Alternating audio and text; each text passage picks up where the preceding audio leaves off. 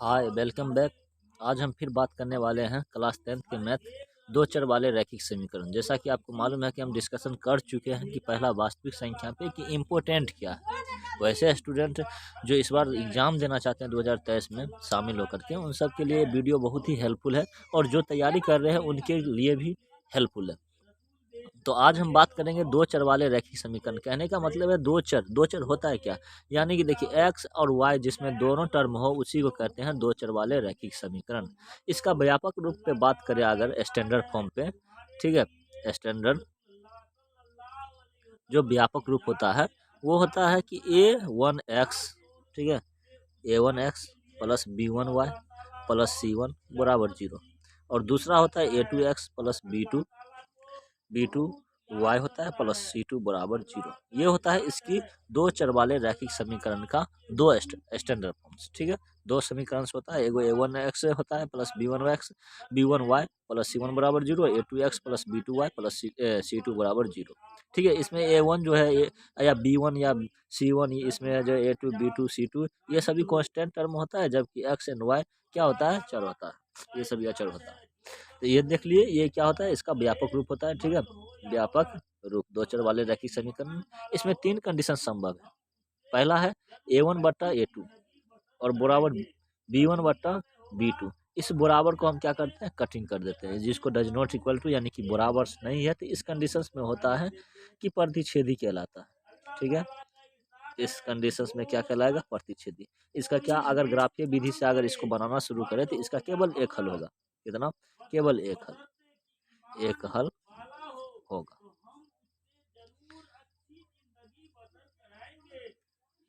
ठीक है, ये एक प्रतिच्छेदी का कंडीशन है, इसमें एक हल होता है। और इसे संगत और असंगत की बात करें तो ये क्या कहलाता है, संगत कहलाता है।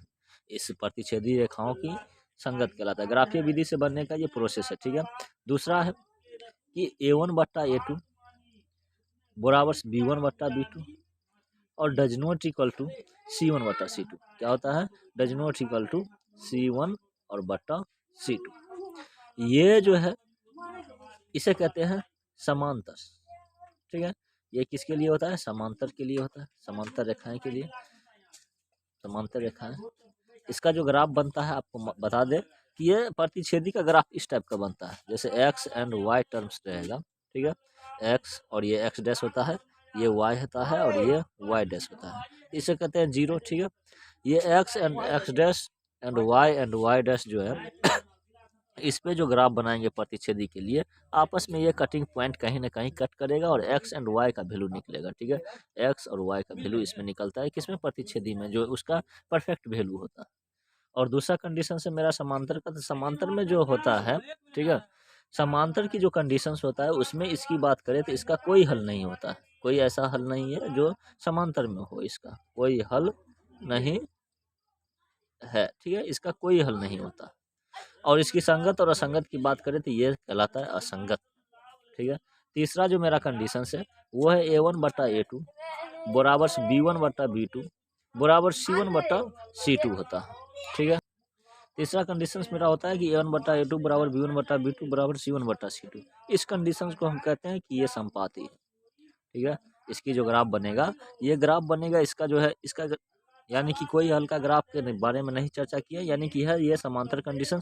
समांतर कंडीशन में ये जो एक्स डैश रहेगा ये एक्स रहेगा और दूसरा ये वाई रहेगा, ठीक है, और ये वाई डैश रहेगा जीरो। इसका जो ग्राफ बनेगा ये देखिए दोनों स्ट्रेट लाइन पे बनेगा, समांतर रहेगा, जो कभी कटेगा ही नहीं। तो ये इसमें कोई हल नहीं निकलता है। और संपाती के लिए क्या होता है कि इसका अनगिनत हल होता है, ठीक है। क्या होता है, अनगिनत। अपरिमित रूप से अनेक हल भी कह सकते हैं और अनगिनत भी कह सकते हैं। अनगिनत हल होंगे, ठीक है, या इसको पढ़ते हैं अपरिमित रूप से अनेक हल। ये क्लियर है सर। इसकी संगत और असंगत की बात करें तो ये कहलाता है संगत।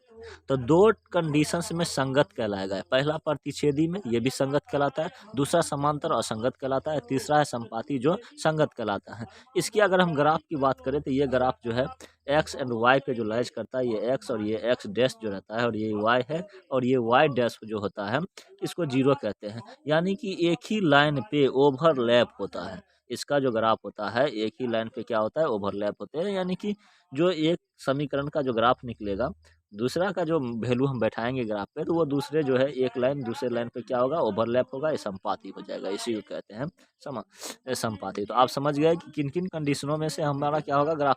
क्वेश्चन आएगा इस तरह से, दे देगा दो समीकरण और कहेगा ये स्टैंडर्ड फॉर्म में इस रूप में समीकरण दिया रहता है, कहता है कौन निम्नलिखित में से कौन से कंडीशन होंगे। तो A1/A2 does not equal to B1/B2, ये मेरा प्रतिच्छेदी कहलाता है। दूसरा कंडीशन से A1/A2 बराबर B1/B2 does not equal to C1/C2, ये समांतर रेखाएं हैं। और तीसरा कंडीशन से मेरा कि A1/A2 बराबर B1/B2 और बराबर फिर C1/C2, इस तरह के कंडीशंस को हम संपाती कहते हैं, और जिसका हल हो गया अनगिनत हल और संगत कहलाता है। क्लियर है। अब हम कुछ सवाल पे डिस्कशन करेंगे, ठीक है। अगला मेरा क्वेश्चन है जो कह रहा है कि निम्नलिखित में से ये जो क्वेश्चन है कि संपाती है या संगत है या समांतर है, इस कंडीशंस को क्या करना है, मुझे चेक करना है। तो चलिए क्वेश्चन है मेरा कि 5x माइनस 4y प्लस 8 बराबर 0, पहला है मेरा। और दूसरा इसका समीकरण है 7x प्लस 6y माइनस 9 बराबर 0। इसमें हमें चेक करना है कि कौन सा ये थ्री कंडीशंस जो होता है उस थ्री कंडीशंस में से कौन से कंडीशंस है। A1/A2, A1 देखिए ये A1 कहलाता है, 5 है यहाँ पे, तो 5 हो जाएगा। A2 क्या हो जाएगा, यहाँ पे 7 हो जाएगा, ये मेरा निकल गया। B1/B2 चेक क्या करना है, B1/B2 को देखिए, B1 यहाँ पे -4 है, -4 लिख दीजिए। और ये B2 जो है मेरा 6 है, 2 दूना 4, 3 दूना 6, 2 से कट रहा है तो -2 बट्टा क्या हो जाएगा 3। देखिए 5/7 और -2/3 कभी बराबर नहीं होगा। यह कंडीशंस मेरा A1/A2 और does not equal to B1/B2 कहलाएगा। इस कंडीशंस को हम कहते हैं, क्या कहते हैं, प्रतिच्छेदी। प्रतिच्छेदी इसे कहेंगे प्रतिच्छेदी, जिसमें एक अद्वितीय हल होता है। क्या होता है, एक अद्वितीय हल।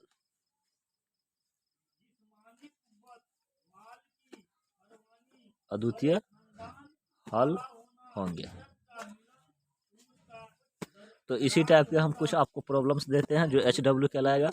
आप लोग अगर बना सकते हैं तो हमारे कमेंट्स बॉक्स में आप आंसर सेंड कर सकते हैं, जैसे कि 9x है प्लस 3y प्लस 12 बराबर 0, पहला क्वेश्चन, ठीक है। और इसका दूसरा है कि 18x प्लस 6y प्लस 24 बराबर 0, ये एक क्वेश्चन हो गया। दूसरा क्वेश्चन है मेरा 6x माइनस 3y प्लस 10 बराबर 0 हो जाएगा।